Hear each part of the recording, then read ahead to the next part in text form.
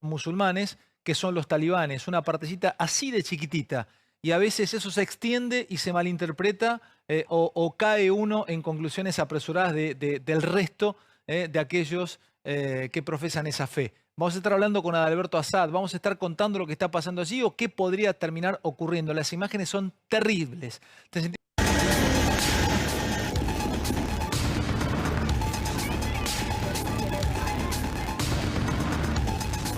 Conmoción mundial. Horas de terror y desesperación en Afganistán tras la toma del poder de los talibanes. En el mientras tanto, miles de personas intentan escapar de Kabul y Trump le pide la renuncia a Biden. Los talibanes recuperaron este domingo el control de Kabul después de casi 20 años de guerra, con la entrada de sus combatientes en la capital sin encontrar resistencia, mientras el presidente afgano, Ashraf Ghani, abandonaba Afganistán para evitar un derramamiento de sangre entre la población. Es un movimiento rural dirigido por clérigos profundamente conservadores. Pero los talibanes se han mostrado más inteligentes en el campo de batalla y también expertos en la mesa de negociaciones.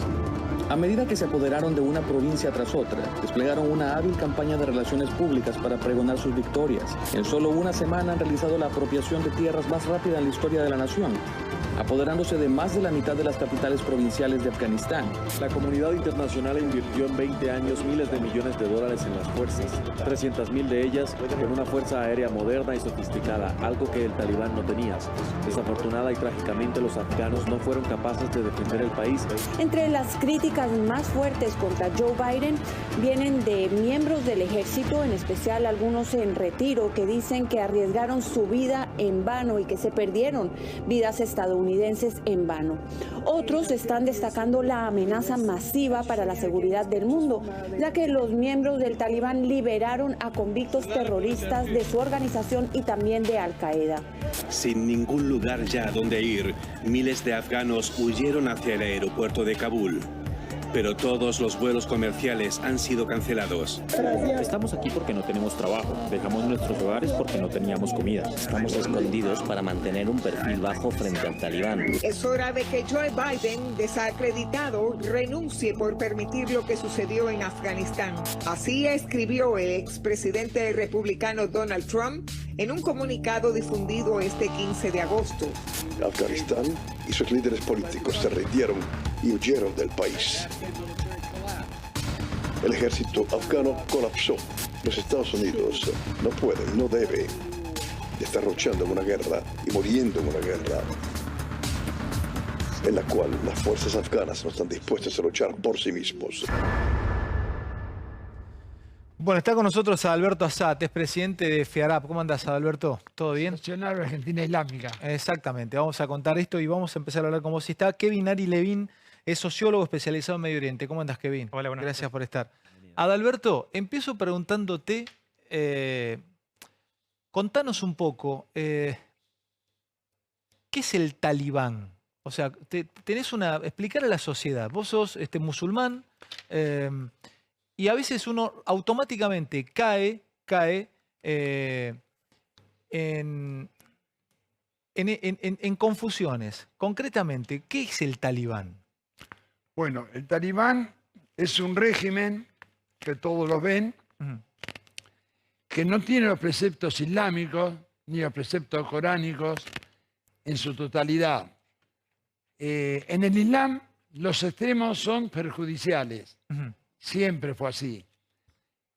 Y yo creo que los talibanes, ese régimen autoritario, que quieren hablar en nombre de Islam, pero no lo representan en absoluto. ¿Qué es el Islam, Adalberto? Contame fácilmente. Empecemos por lo más básico. El Islam es un modo de vida, ¿no? Entonces, los musulmanes se basan por los preceptos coránicos, los principios y valores del ser humano.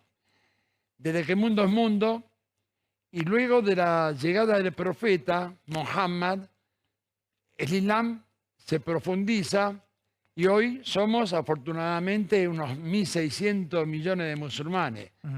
El Islam corrobora las demás religiones anteriores, ya sea desde el tronco abrámico donde pertenecemos, Abraham, Noé, por supuesto Moisés, Jesús y Muhammad. ¿Todos los musulmanes interpretan de la misma manera el Corán o hay interpretaciones diferentes porque hay escuelas coránicas diferentes y la interpretación, por ejemplo, de los talibanes es diferente a la que de pronto haces vos. Claro, por supuesto, ellos lo interpretan diferente porque en cuanto al Islam, la mujer tiene muchos derechos.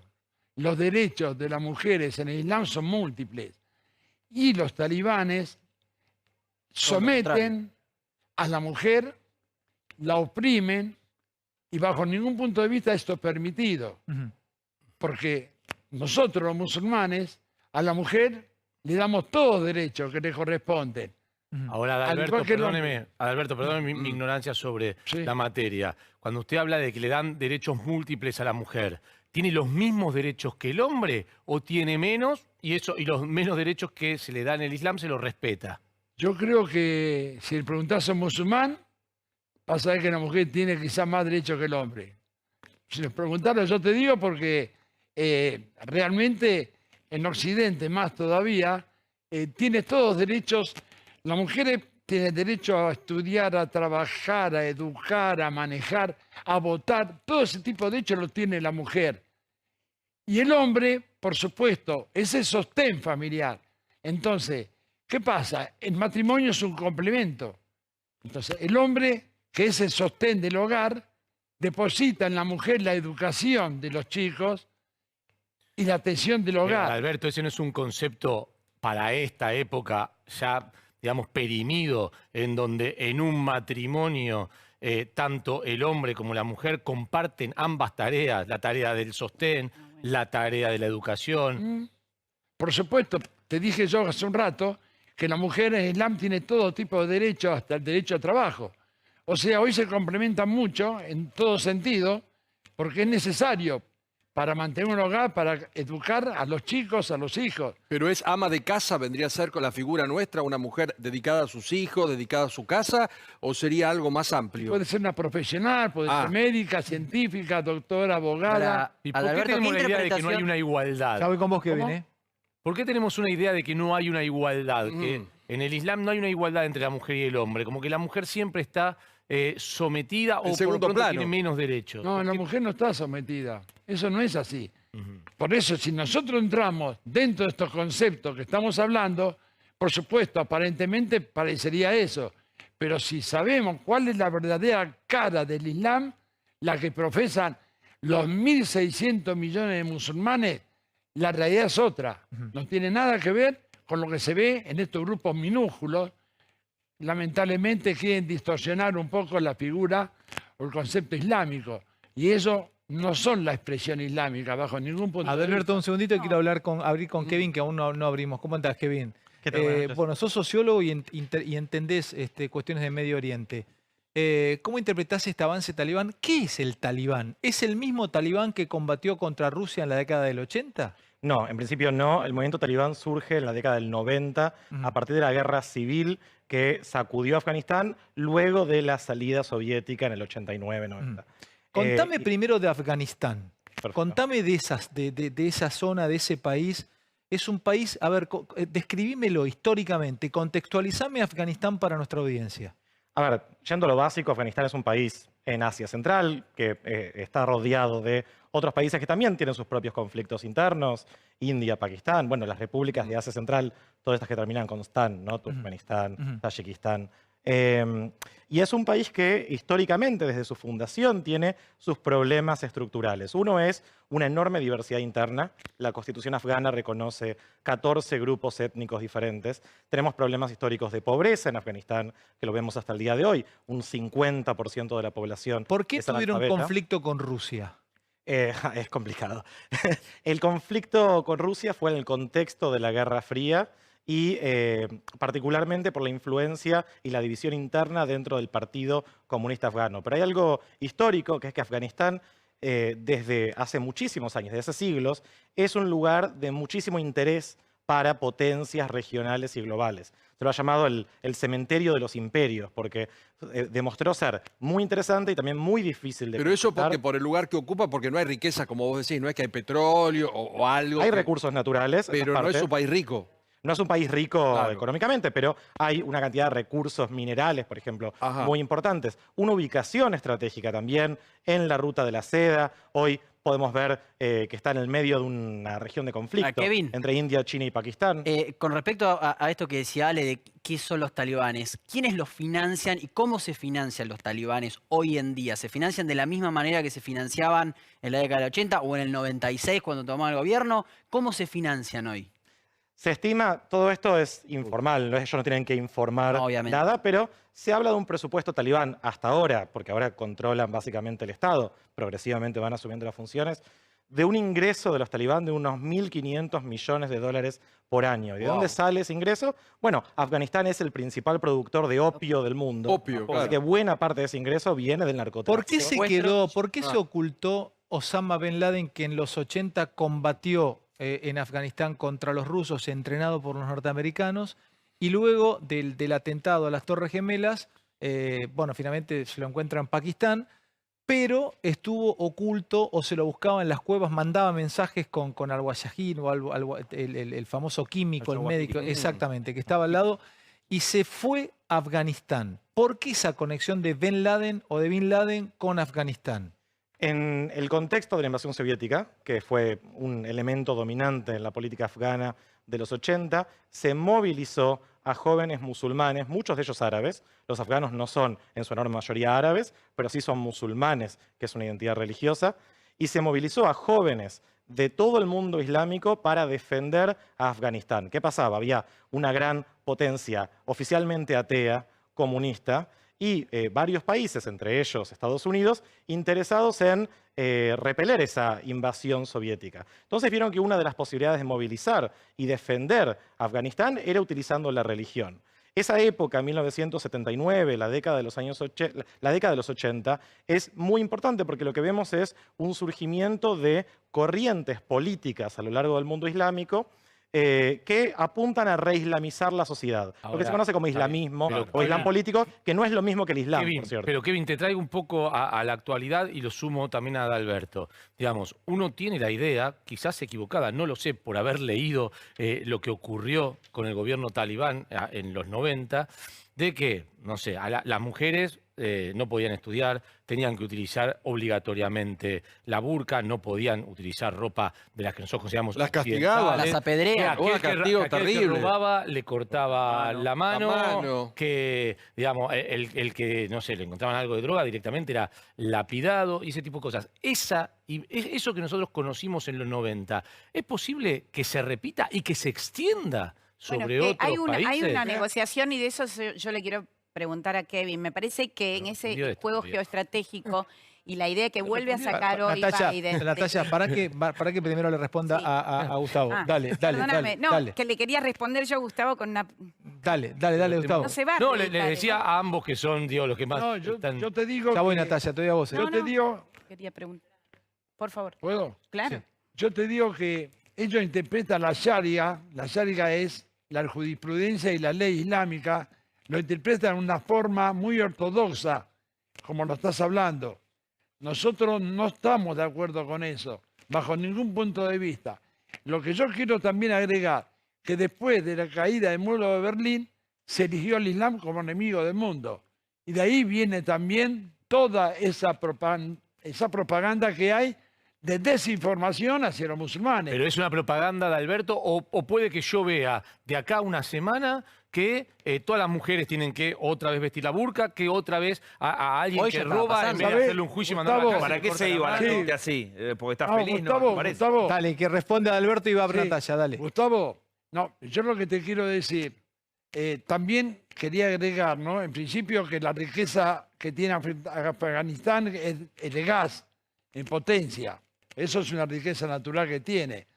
Pero más allá de todo esto que me decís, creo que hay que saber interpretar, por favor, los roles de unos y otros. Porque estos grupos no se financian solos así nomás. Alberto, ¿para qué tengo a Natalia? Que me quedo con una pregunta picando, si no llego al corte. Quería sumarme a eso, que era como un triángulo, en el sentido de que me parece que se malinterpreta a veces, Gustavo, el Islam, que hay muchos Islam, y que Occidente quiere medir con la misma vara a todo el Islam. No, pero yo no lo hago. No, y que perdón, las no, Natalia, yo no estoy haciendo una generalización. Estoy preguntando específicamente sobre Afganistán. No, pero vos preguntaste si el Islam es algo anteriormente perdón, no me malinterpretes no me malinterpretes. Yo lo que dije es, si vamos a volver a ver como en los 90 teníamos en Afganistán, ese tipo de situaciones, y si ese tipo de situaciones se pueden después generalizar hacia países vecinos. Es una pregunta tan concreta como esa. Hoy existe una negociación y Estados Unidos puso sobre la mesa y las potencias están poniéndole sobre la mesa al talibán, casi ya dando como confirmado la existencia de un gobierno talibán, casi un reconocimiento, una legitimidad para el régimen, de un emirato de los talibán. ¿Sí? Natalia, el escándalo del aeropuerto demuestra que la sociedad desconfía, se rajaban. Que respeten los derechos humanos en términos... Pero la población hoy se colgaba de los aviones porque está desesperada. Mira esto que estás viendo, mira lo que es esto, mira cómo confían. Cuando la guerra siria veíamos a esa pobre familia en sus largas caminatas tirándose al mar, caminando por Grecia. Esa es la desesperación de los desplazados y la falta de confianza de las guerras del mundo. Lo charlamos después del corte y vamos a seguir hablando también. ¿Vas a explicarme rápidamente la diferencia entre los sunitas y los chiitas? ¿Los talibanes son sunitas? La mayoría sí. Son sunitas. Hay una pequeña minoría chiita. Bueno, ahora vas a explicarme. ¿Qué es la Sharia? Me vas a explicar qué es la Sharia. ¿Qué es un doctor de la ley? ¿Qué es una madrasa? ¿Cuántos? A ver, sabemos que el Corán es el libro fundamental del Islam. ¿Hay otros libros, además del Corán? ¿Qué es esto que tenés en tus manos que como católico me parece un rosario, pero me vas a contar qué es? Vamos a entrar a tu religión, Adalberto, vamos a conectar a la gente y vamos a aprender. De esto se trata, aprender también de otras religiones y hermanarnos en este Intratables en esta noche. Chicos, seguimos debatiendo, discutiendo, charlando. Dale. Sí, Adalberto, ¿quedaron algunas preguntas? Sí, Adalberto, sí, quedó esa. Bueno, ¿qué significa? Sí. Mazhabha se llama en árabe, es espiritual, tiene un valor espiritual importante para nosotros. Yo lo uso hace muchos años y es algo que te descomprime. Vas alabando a Dios muchas veces por día y después de rezar también lo usás. Y realmente a mí me ayuda muchísimo y a muchos musulmanes que lo usan. Y realmente es algo que si me falta esto, parecería que me está faltando algo que debo usar. Esto es lo que me pasa a mí en lo particular. La otra pregunta es los sunna y los shia. Exactamente, ¿no? sí. Bueno, quiero aclarar que entre los musulmanes el 18% solamente es árabe. El resto no es árabe. La gran mayoría es sunnita, o sea, poner de 1.600 millones de musulmanes, la tercera parte son sunitas y una cuarta parte, un poquito más, son los chiitas. La diferencia de matices no son diferencias profundas. Todos creemos en el mismo Dios, en el mismo libro y en el mismo profeta. ¿Es un solo libro, Adalberto? Es un solo libro, el Sagrado Corán. De ahí salen las interpretaciones. O sea, viene gente, hay sabio, hay consejos de sabio que lo interpretan de una forma, en otro país lo interpretan de otra, y ahí sale la sharia de cada civilización o de cada país. Entonces, la diferencia de matices. Cada escuela, diría yo, ¿no? La sunna y los shia, se basan en lo siguiente. Al creer todos en lo mismo, los 5 rezos, los 5 pilares, los 5 rezos diarios, el ayuno, el zakah, que es la dádiva, el ayuno y después la peregrinación y creer en un solo Dios. Y el profeta Muhammad es el enviado de Dios. Esos son los 5 principios, pilares del Islam. Los shia, ¿qué hicieron? ¿Qué hacemos, mejor dicho? Yo soy shia. Hemos seguido la descendencia del profeta. O sea, luego de la muerte del profeta, estaba el yerno, el imam Ali, que era la persona más cercana al profeta, que asimiló todo lo que hizo el profeta, y el profeta lo proclama como sucesor de él. Vos sos chiita. Yo soy chiita. Vos sos chiita. ¿Y los sunitas rápidamente de Alberto? Rápido, explícamelo. Creen los compañeros, o sea, en los compañeros del profeta. Nosotros llegamos también a los compañeros y a la descendencia.